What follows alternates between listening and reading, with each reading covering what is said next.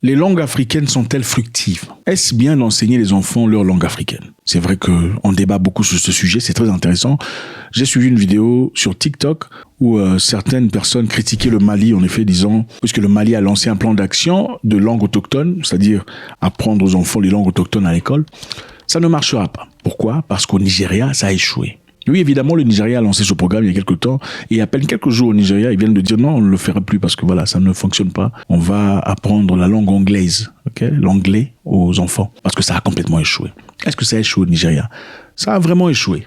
Nous avions des preuves que si l'on enseigne aux élèves dans leur langue maternelle, surtout à l'école pré-primaire et pendant les 3 premières années, ils réussissent mieux. Mais maintenant, examinons le contexte de la mise en œuvre et les résultats que nous observons. Nous allons partager des idées, ce que nous avons vu se produire dans la réalité, ce qui s'est passé auparavant et là où nous devons aller à l'avenir. Ont-ils raison de remettre en question ce qui se passe au Mali? Tout à fait. On va essayer de le découvrir tout de suite et voir combien c'est profond. Encore, ma question pour vous est celle-ci. Les langues nationales, les langues autochtones sont-elles importantes? Ou bien c'est du passe-temps, c'est du sentimentalisme, c'est de l'émotion. Est-ce qu'on peut se servir d'une langue locale, une langue maternelle pour aller en Chine, au Japon ou ailleurs faire du commerce? Ou bien on doit rester sur ce système déjà imposé depuis très longtemps, l'anglais, le français, les langues européennes qui jusque-là ont servi, d'ailleurs vous servent aujourd'hui à comprendre ce que je suis en train de raconter. Est-ce que les Africains sont prêts à mettre de côté leur orgueil et comprendre la réalité qui est, selon certains experts, les langues étrangères, c'est-à-dire européennes, sont les langues qu'il faut utiliser? On va essayer de voir le cas du Mali et le cas du Nigeria. Merci infiniment de faire partie de ce mouvement de grandeur, c'est toujours avec beaucoup de plaisir. On va essayer de décortiquer cette histoire très rapidement. Alors, je disais, des gens critiquaient le Mali farouchement sur Internet, disant que c'était une idée arriéré, c'était complètement débile de lancer un programme en 2025 où les enfants apprendraient les langues maternelles. Il y en a combien et qu'est-ce qu'on apprendra? Ça servira à quoi dans le futur? Est-ce que ça a un sens important? Avant d'y aller, il faudrait comprendre le Mali en 2025 a lancé son plan d'action national pour la décennie internationale de langues autochtones, c'est-à-dire en partenariat avec l'UNESCO. Le plan met l'accent sur la revitalisation et la sauvegarde des langues locales et comprend des mesures visant à étendre leur utilisation dans l'éducation, en particulier dans l'enseignement primaire. Alors, beaucoup de gens disent et critiquent le gouvernement malien disant qu'ils sont en train de faire ça pour essayer de faire mal à la France. C'est un peu comme dire, voilà, parce que vous ne vous entendez pas avec la France, vous faites des choses complètement absurdes dans l'objectif de prouver quelque chose à la France. Mais est-ce vrai? On va le voir. D'abord, on va voir ce qui s'est passé au Nigeria. Alors, au Nigeria, le 12 novembre 2025, il y a à peine quelques jours, au fait, le gouvernement fédéral a annoncé l'abandon de la politique nationale des langues. Abandon de la politique. Un peu comme si tu fais 2 pas en avant et puis tu dis, ah non, je rentre en arrière. Ça fait mal à beaucoup de personnes. À quoi servait cette politique? Cette politique imposait l'utilisation des langues autochtones comme langue d'enseignement dans les premières années de scolarisation. Donc, on voulait utiliser les langues locales nigérianes pour enseigner aux enfants dans les premières années. C'était ça l'objectif. Qu'est-ce qui a changé aujourd'hui? Ce qui a changé, c'est que désormais, l'anglais redeviendra la langue principale d'enseignement et d'apprentissage de la maternelle jusqu'au niveau universitaire. C'est triste, n'est-ce pas? Les gens qui veulent se libérer, qui malheureusement font 2 pas en avant pour en faire 37 en arrière. Alors pourquoi ça arrive?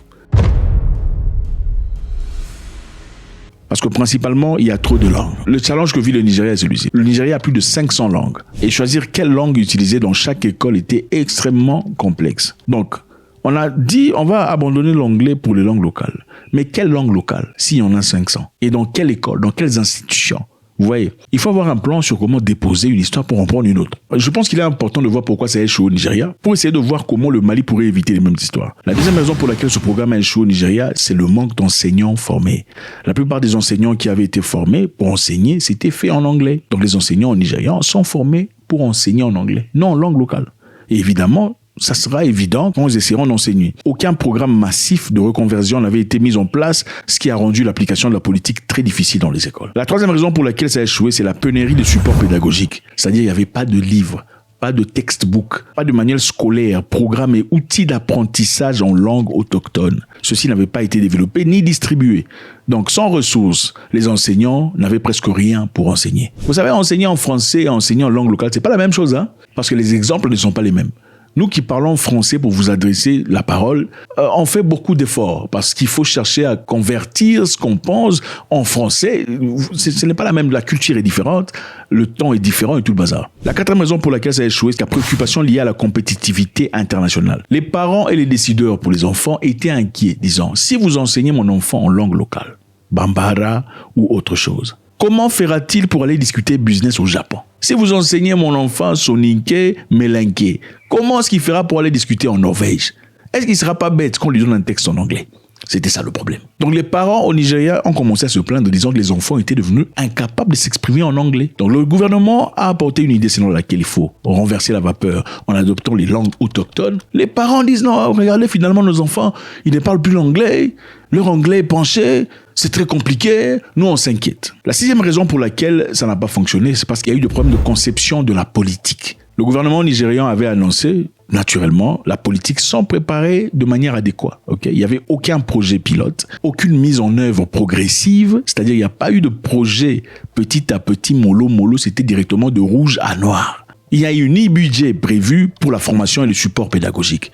On ne peut pas dire on va arrêter d'enseigner en français pour parler en bambara ou en soniké sans avoir prévu de l'argent pour dépenser dans le mécanisme de fabrication des livres en bambara ou en soniké. Ça, c'est absurde. Vous ferez comment?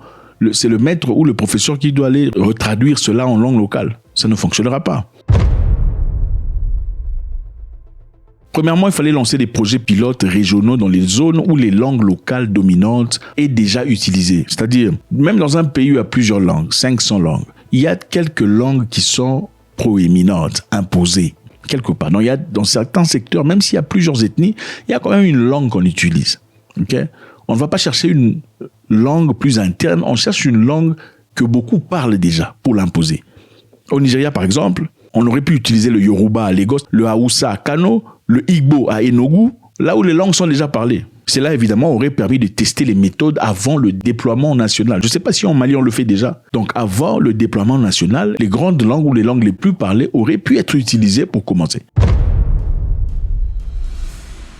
La deuxième chose pour faire réussir ce projet aurait été la formation des enseignants. Il fallait investir dans une reconversion à grande échelle pour que les enseignants soient à la fois compétents et confiants lorsqu'ils enseignent dans les langues locales. Vous savez, parler en anglais et parler en français, c'est pas la même chose.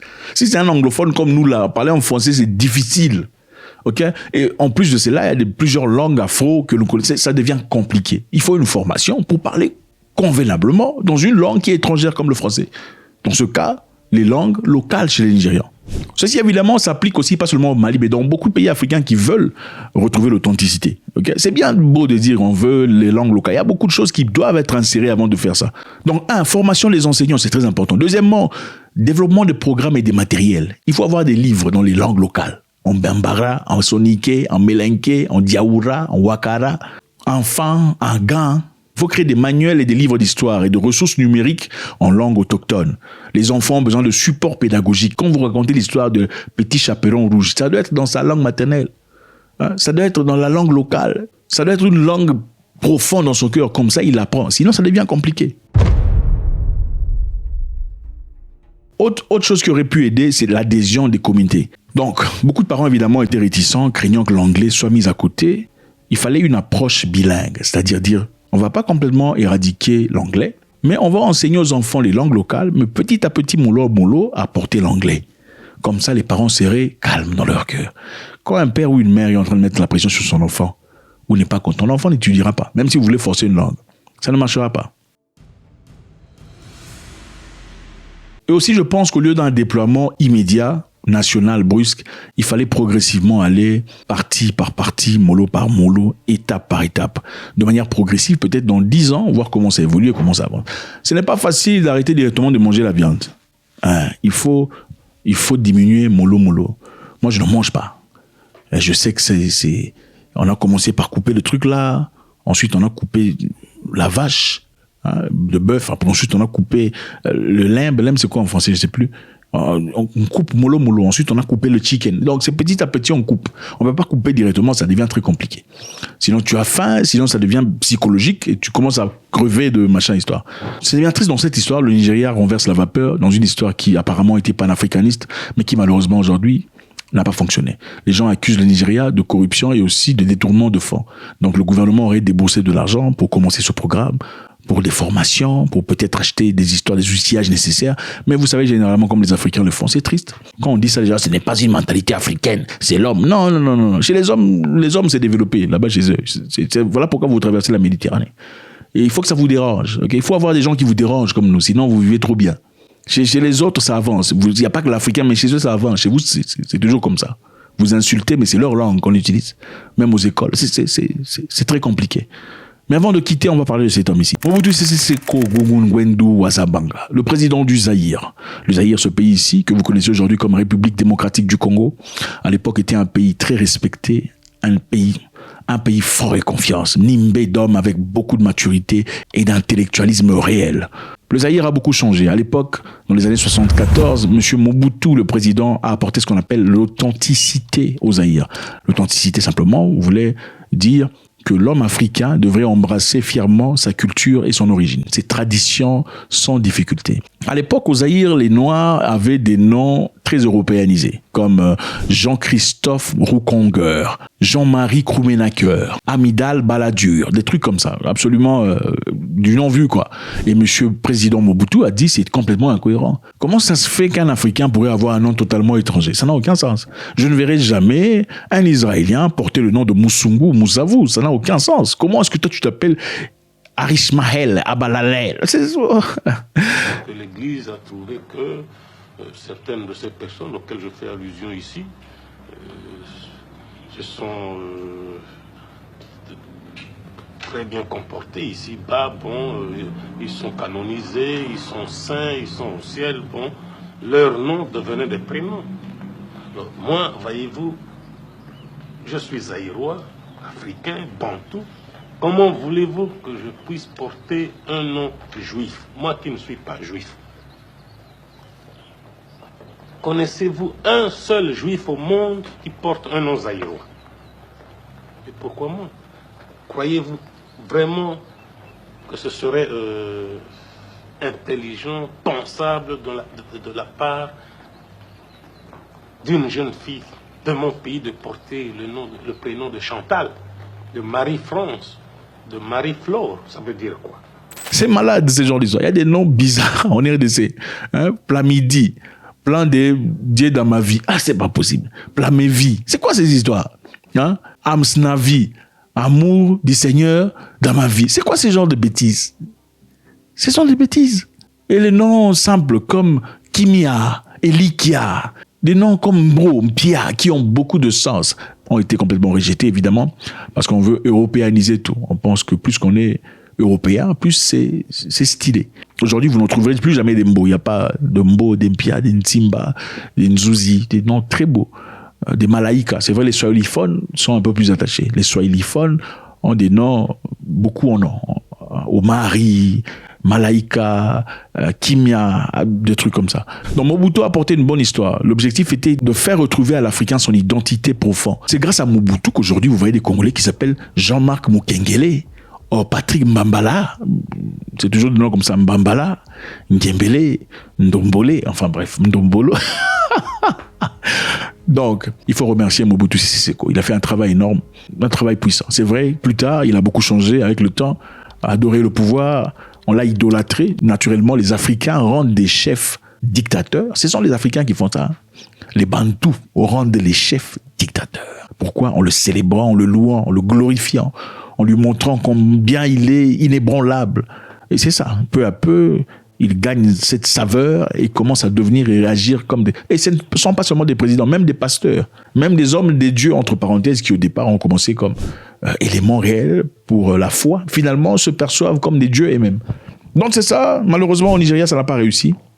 Ils sont rentrés en anglais, donc il y a 2 jours, le Nigeria a renversé la vapeur. Ça ne sera plus les langues autochtones, c'est très compliqué. Il y a beaucoup trop de langues, 500 langues c'est beaucoup. Il n'y a pas des enseignants formés, il n'y a pas de formation. L'argent a été distribué, on a volé. Pénurie de support pédagogique, il n'y a pas des livres en langue. Préoccupation de la compétitivité internationale, il y a les parents qui s'inquiètent, est-ce que les enfants seront bêtes à l'international ou quoi? Finalement, ils parlent plus bien anglais. Donc, c'est ça. Les francophones ont cette culture de moquer les gens qui parlent pas bien français. C'est incroyable. Problème de conception politique, c'est difficile.